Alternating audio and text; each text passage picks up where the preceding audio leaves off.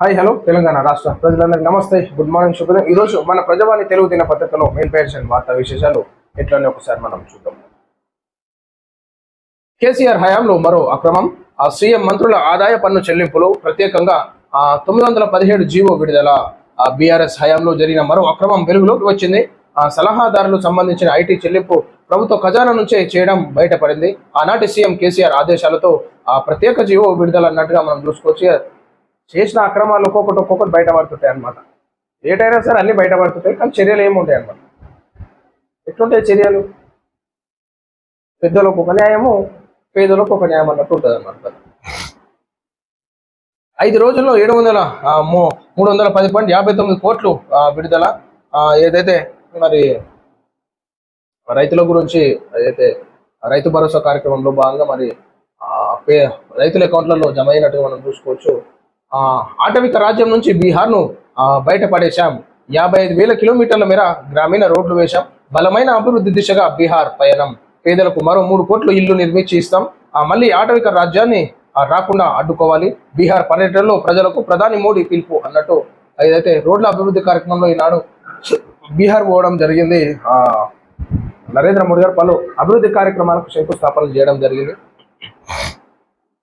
బీహార్ను ఆటవిక రాజ్యంలోకి నెట్టిన ఘనత కాంగ్రెస్ ఆర్జేడీలదేనని ప్రధానమంత్రి నరేంద్ర మోడీ విమర్శలు గుప్పించారు. ప్రజలే ఆటవిక పాలనకు చర్మగీతం పాడారని, ఇప్పుడు ఎన్డీఏ హయాంలో బీహార్ బలమైన అభివృద్ధి దిశగా పయనిస్తోందని నరేంద్ర మోడీ గారు అన్నట్టుగా మనం చూసుకోవచ్చు. సో ఏదేమైనా కానీ అన్ని రాష్ట్రాల రోడ్లు డెవలప్మెంట్ కావాలి. ఎందుకంటే ఈనాడు మీన్స్ ఆఫ్ ట్రాన్స్పోర్టేషన్లో భాగంగా ప్రతి ఒక్కరికి అన్ని ఫెసిలిటీస్ అందుబాటులో ఉన్నప్పుడే గ్రామీణ ప్రాంతాలు కూడా డెవలప్మెంట్ అవుతాయి.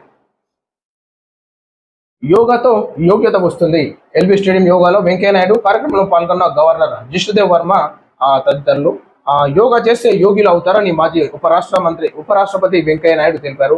ఎల్బీ స్టేడియంలో జరిగిన యోగా కౌంటౌన్ కార్యక్రమంలో భాగంగా వెంకయ్యనాయుడు మాట్లాడారు. మానసిక శక్తులను ఏకం చేసేది యోగా అని ప్రశంసించారు. వాస్తవానికి నాడు యోగా అందరూ కాన్సన్ట్రేషన్ చేయండి, రోజు ఒక ½ అవర్ యోగా చేయండి, మీ హెల్త్ బెనిఫిట్స్ ఎట్లా చేంజ్ అయితే చూడండి. బండి సంజయ్కు కోర్టులో ఊరట. రాష్ట్ర హైకోర్టులో కేంద్ర హోంశాఖ సహాయ మంత్రి బండి సంజయ్కు స్వల్ప ఊరట లభించినట్టుగా మనం చూసుకోవచ్చు. మీకు కాకపోతే ఎవరికి లభిస్తుంది? బండి సంజయ్ కుమార్ గారు. రాజీవ్ గాంధీ సివిల్స్ అభయహస్తం పథకం కొనసాగింపు.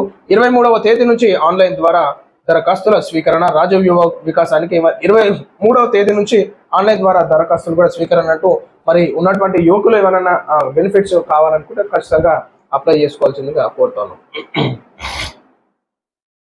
బనకచెర్లపై ఏపీ సీఎంతో చర్చలకు సిద్ధం. జల వివాదాల పరిష్కారానికి ముందుంటాం. ఏపీతో కలిసి వెళ్లాలన్నదే మా సిద్ధాంతం. ఇరు రాష్ట్రాల మధ్య వివాదాలు కోరుకోవడం లేదు. 23న కేబినెట్ లో చర్చించి ఏపీని చర్చలకు ఆహ్వానిస్తాం. బీఆర్ఎస్ హయాంలోనే బనకచెర్ల కోసం జీవోలు. ఆనాడు మాట్లాడని హరీష్ ఇవాళ మాట్లాడటంలో అర్థం లేదు. ఢిల్లీలో మీడియాతో ఇష్టాగోష్ఠిలో సీఎం రేవంత్ రెడ్డి. వాస్తవానికి మనం చూసినాము, ఏదైతే ఆ రోజును పక్కకు పెట్టుకొని బనకచెర్ల ప్రజలకి సముద్రంలో కలిసేటటువంటి నీళ్లు నిర్మించుకోవడం చాలా సంతోషకరము, నేను సహకరిస్తున్నా అది అన్నాడు. ఇప్పుడే హరీష్ రావు వచ్చేసి దీనికి శ్రీకారం చుట్టిన కాంగ్రెస్ పార్టీ అని చెప్పేసి హరీష్ రావు అంటాడు. ఏం మాట్లాడతావు హరీష్ అన్నాను? అసలు ఇక్కడ ఒక హద్దు పద్దాన్ని ఉండాలి అబద్ధాలు మాట్లాడడానికి. ఇంగ్లీష్ వద్దనడం పేదలను చులకన చేయడమే, వారిని ఉన్నత విద్యకు దూరం చేసే కుట్ర. ఇంగ్లీష్ ఒక వారధి లాంటి భాష మాత్రమే. అమిత్ షా వ్యాఖ్యలకు ఎక్స్ వేదికగా రాహుల్ కౌంటర్ ఇచ్చినట్టుగా ఏదైతే నిన్న అమిత్ షా చెప్పడం జరిగింది. ఏదైతే ఒక బుక్ ఆవిష్కరణలో భాగంగా ఎవరు మాతృభూమి వాళ్ళని వారు గౌరవించుకోవాలి, ఈనాడు ఇంగ్లీష్ను తరిమి కొట్టేటటువంటి రోజు వస్తుందని చెప్పేసి అన్నాడు. దానికి మన రాహుల్ గాంధీ గారు కౌంటర్ ఇస్తున్నారు అనమాట. ఇంగ్లీషు వద్దనడం పేదలను చులక చేయడమే అన్నట్టు రాహుల్ గాంధీ. ఇంగ్లీష్ వద్దు అని అనలేదు, అబ్రాడ్ కంట్రీస్ పోవడానికి జాబ్ పర్పస్కి ఉపయోగపడతారు.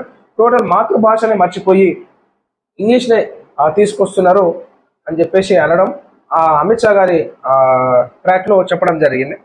దీని ఒకటి మళ్ళీ కాంట్రవర్సీ అనమాట. ఇప్పుడు రాహుల్ గాంధీ గారు చెప్పేది ఇంగ్లీష్ మాట్లాడే వాళ్ళు త్వరలోనే సిగ్గుపడాల్సి వస్తుందని కేంద్ర హోంమంత్రి అమిత్ షా చేసిన వ్యాఖ్యలను కాంగ్రెస్ సీనియర్ నేత రాహుల్ గాంధీ శుక్రవారం నాడు తప్పుపట్టినట్టుగా మనం చూసుకోవచ్చు. పోలవరంతో భద్రాచలం మునక. రాముడు తెలంగాణలో భూములు ఏపీలో కలిపిన 5 ఊళ్ళు వెంటనే వెనక్కి ఇచ్చేయాలి. తెలంగాణ జాగృతి రౌండ్ టేబుల్ సమావేశంలో కవిత డిమాండ్. మీరేం చేసిరమ్మా? అప్పుడు నిద్రపోయినారు. తెలంగాణ ఉద్యమం అప్పుడు ప్రత్యేక రాష్ట్రం ఏర్పడినప్పుడు 5 ఊళ్ళు ఏపీలో కలిపినప్పుడు మీరేం చేస్తున్నారు?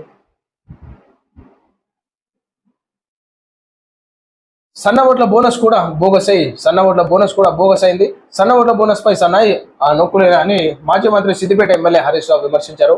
యాసంగిలో సన్నాల కొనుగోలు పూర్తయిన 1161 కోట్ల బోనస్ ఇంకా విడుదల చేయకపోవడం, మరి ఎంతమందికి పడ్డదో సన్నాల బోనస్ ఎంతమందికి పడలేదు అని రైతులు ఈనాడు ముందుకు వచ్చి చెప్పాలి. బోనస్ పడ్డదా లేదా? ఒడిశాలో నవశకం ప్రారంభమయ్యింది. ఏడాది పాలనలో ఎంతో మార్పు కనిపిస్తోంది. 18,600 కోట్ల విలువైన 105 ప్రాజెక్టులకు ప్రారంభం. జగన్నాథుడి కోసం ట్రంప్ ఆహ్వాన తిరస్కరించా. ఒడిశా పర్యటనలో ప్రధాని మోడీ.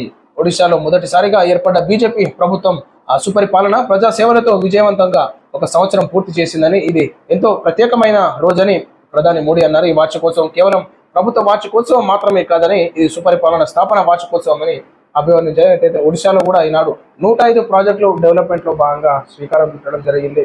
ఈనాడు శిలా పథకాలు పెట్టుకొని ఈనాడు అభివృద్ధి కార్యక్రమాలకు ముందడుగు వేయడం జరిగింది. కాబట్టి ఈనాడు అక్కడికి వెళ్ళడంతో ట్రంప్ ఏదైతే ఆహ్వానం కూడా నేను ఆపేశాను మన ప్రజల కోసం అని చెప్పేసి నరేంద్ర మోడీ గారు చెప్పుకొచ్చారు అనమాట ముచ్చట. సో ఖచ్చితంగా ఒడిశా డెవలప్మెంట్ కావాలి. భారతదేశంలో ఉన్నటువంటి అన్ని ప్రాంతాలు డెవలప్మెంట్ చేయాల్సిందిగా మేము కోరుతా ఉన్నాం.